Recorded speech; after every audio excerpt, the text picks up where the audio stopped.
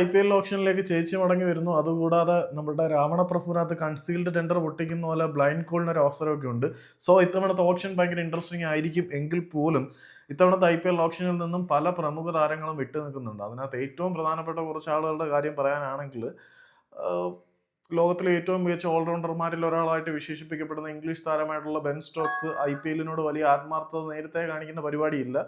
ഇത്തവണ അദ്ദേഹം പുറത്തിരിക്കാനാണ് തീരുമാനിച്ചിരിക്കുന്നത്. നാഷണൽ ടീമിൽ ഫോക്കസ് ചെയ്യാവുന്ന ലക്ഷ്യത്തോടു കൂടി IPL-ൽ വരുന്നില്ല എന്നുള്ള തീരുമാനം ബെൻ സ്റ്റോക്സ് എടുത്തിട്ടുണ്ട്. അതുകൂടാതെ കാമറൂൺ ഗ്രീൻ വളരെ മികച്ച പ്രകടനം മുംബൈ ഇന്ത്യൻസിനോടൊപ്പം കാഴ്ചവെച്ചു.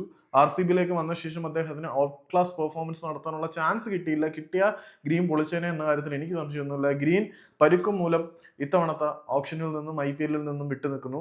അതുകൂടാതെ ജോഫ്ര ആർച്ചർ, മുംബൈ ഇന്ത്യൻസ് വളരെ വലിയ വിളി നടത്തി കൂടാരത്തിലേക്ക് കൊണ്ടുവന്ന് കളിപ്പിക്കാതിരുന്ന തീതുപ്പി യന്ത്രമായിട്ടുള്ള ഇംഗ്ലീഷ് ആർച്ചർ, പേര് പോലെ തന്നെ ആരാച്ചാരാണ് ജോഫ്ര ആർച്ചറിന്റെ ഓരോ പന്തുകളും.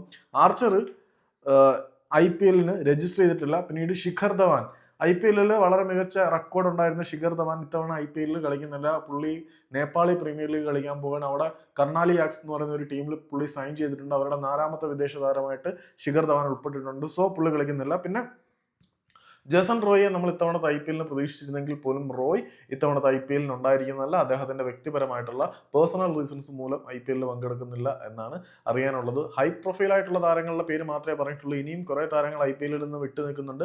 IPL ഓപ്ഷൻ സംബന്ധിച്ചതും പിന്നെ ക്രിക്കറ്റ് അപ്ഡേറ്റും ഒക്കെ ഇനി ഫോളോ അപ്പ് പോലെ ചെയ്യാം.